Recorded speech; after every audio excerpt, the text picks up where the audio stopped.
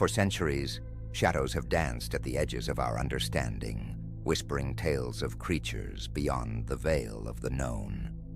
In the modern era, as science illuminates once dark corners, some enigmas persist, scratching at the walls of our comfortable reality.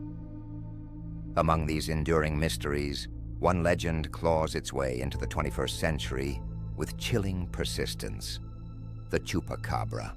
The year is 1995. The world is grappling with technological advancements, political shifts, and the ever-present anxieties of the unknown. But in the sun-drenched island of Puerto Rico, a new kind of fear is taking root. Ranchers awaken to find their livestock decimated: goats, chickens, sheep. Their bodies seemingly exsanguinated, drained of blood with strange, precise wounds. Whispers turn to shouts, and a name emerges from the terrified populace: Chupacabra, the goat sucker. The initial descriptions were unlike anything anyone had imagined. Not a shadowy beast of folklore, but something alien. Witnesses spoke of a creature standing upright, almost kangaroo-like, yet reptilian in nature. Red, glowing eyes pierced the darkness. Spines ran down its back. This was no mere predator. This was something else.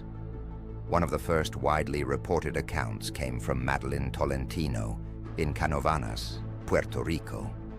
Her description, vivid and terrifying, painted a picture of a creature ripped from the pages of science fiction. But the Chupacabra, if it was indeed a single entity, seemed to undergo a bizarre metamorphosis. As reports spread beyond Puerto Rico, reaching Mexico, the American Southwest, and even further into Latin America, the descriptions began to morph. The reptilian horror slowly gave way to something more terrestrial. The upright stance became quadrupedal. The spines remained in some accounts, but the overall form shifted towards a canine-like creature, often described as hairless, gaunt, and undeniably unnatural. This dog-like Chupacabra would become the dominant image in later years.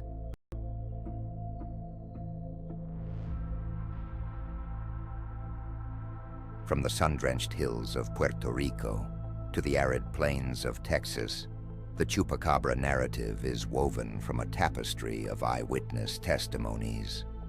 In Puerto Rico, beyond Madeline Tolentino's initial terrifying vision, numerous other residents reported encounters in the mid-1990s, solidifying the creature's terrifying image in the local psyche.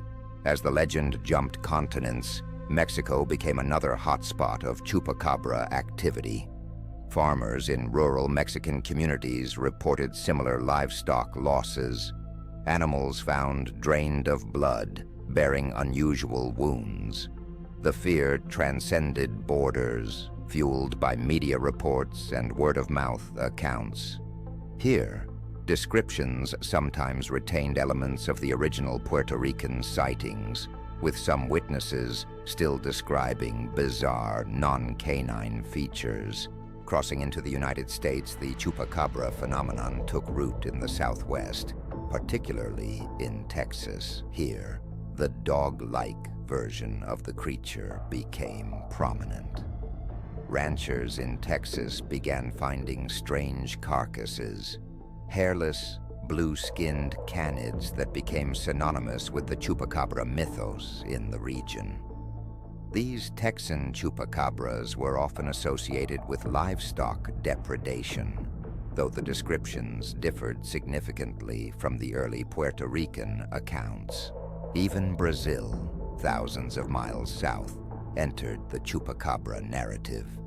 Reports emerged of similar livestock mutilations and sightings, showcasing the legend's remarkable reach across the Americas. While details varied, the core elements, bloodless carcasses and an unidentified predator, remained consistent threads. The sheer geographical spread of these reports adds a layer of intrigue to the Chupacabra mystery. Examining these eyewitness accounts, certain consistencies emerge. Nocturnal activity, attacks on livestock, primarily goats, chickens, and rabbits, and the eerie discovery of blood-drained carcasses. However, the discrepancies are just as striking. The radical shift from reptilian to canine descriptions, the varying presence of spines, the inconsistent sizes and behaviors. These variations challenge the notion of a single unified Chupacabra species. Is it one creature adapting to different environments, or are we dealing with multiple phenomena, all grouped under the same terrifying moniker?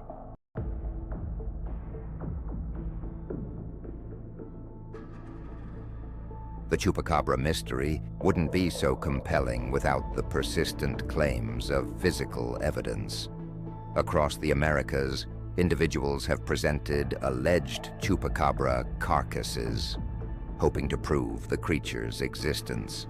Perhaps the most publicized examples are the so-called Texas blue dogs. These strange hairless canids, discovered in Texas and surrounding states, seem to fit the canine description of the Chupacabra. They became media sensations, paraded as potential proof of the legendary creature. Scientific examination, however, offered a less sensational explanation.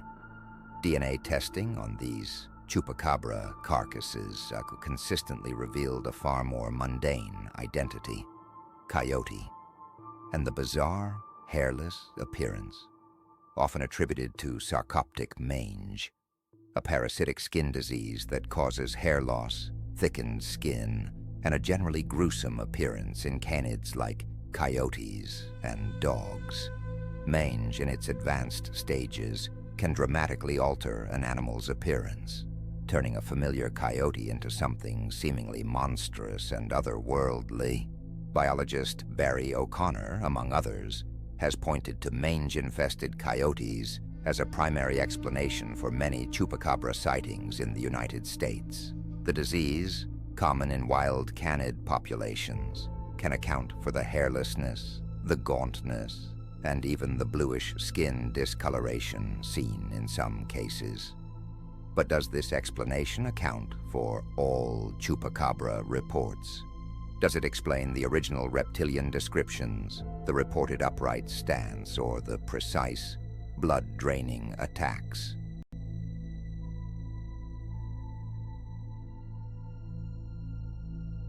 The hallmark of the Chupacabra legend is not just the sightings, but the gruesome aftermath.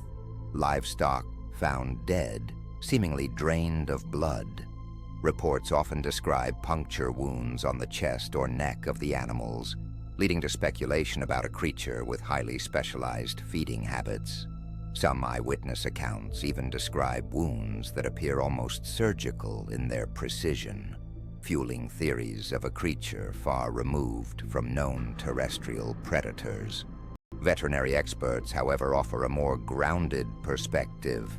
Predator attacks, even from common animals like coyotes, dogs, or foxes, can sometimes produce wounds that appear unusual to untrained observers. Scavenging animals, insects, and decomposition processes can further alter the appearance of wounds post-mortem. While some Chupacabra reports describe clean puncture wounds, scientific analysis of alleged victims often reveals bite marks consistent with known predators, often obscured by scavenging and decay. The idea of surgical precision in animal attacks is often more a product of perception than reality. Intriguingly, the narrative of blood-drained livestock and precise wounds echoes a related, even more fringe phenomenon: cattle mutilations. For decades, reports of cattle found dead with bizarrely excised organs and drained of blood have circulated, often linked to extraterrestrial activity and unexplained aerial phenomena. While the direct connection between Chupacabras and UFOs remains largely speculative, the overlap in the mutilation narrative adds another layer of complexity. or perhaps simply another layer of misinterpretation, to the Chupacabra Enigma.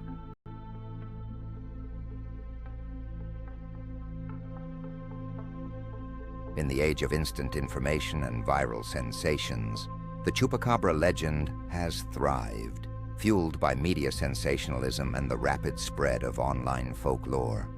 Every strange animal sighting, every unexplained livestock death becomes potential proof of the Chupacabra, amplified and distorted through the lens of the internet and sensationalist media outlets. Cases of misidentified animals are rampant. A raccoon with mange becomes a Chupacabra. A hairless dog, seen in poor lighting, transforms into a monstrous cryptid. Mangy coyotes, as we've seen, are repeatedly mistaken for the legendary creature. Benjamin Radford's 5-year investigation into the Chupacabra phenomenon concluded that many reports, particularly the initial ones, were likely influenced by pre-existing fears, media hype, and misidentification of known animals. The power of suggestion, coupled with the human tendency to seek extraordinary explanations for the unexplained, plays a significant role in perpetuating the Chupacabra myth. Hoaxes and deliberate fabrications also contribute to the muddying of the waters. The internet is awash with fake Chupacabra photos, doctored videos, and outright hoaxes designed to generate clicks and notoriety. Distinguishing genuine eyewitness accounts from misidentifications, exaggerations, and outright lies becomes a near impossible task. The signal, if there ever was one, is lost in the noise.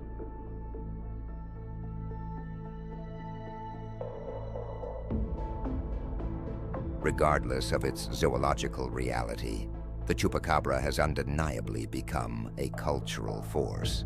It has burrowed its way into the folklore of Latin America, becoming a modern-day monster in the collective consciousness. It's a figure that reflects deeper anxieties, fears of the unknown, anxieties about the natural world, and perhaps even a distrust of authority and scientific explanations. The Chupacabra appears in movies, television shows, video games, and countless works of art. It's a Halloween costume, a mascot, a creature of urban legend passed down through generations. In some communities, the belief in the Chupacabra remains potent, a tangible fear that influences daily life. The legend taps into primal human instincts, the fear of predators, the unease with the unexplained, and the enduring fascination with monsters lurking just beyond the edge of the campfire light.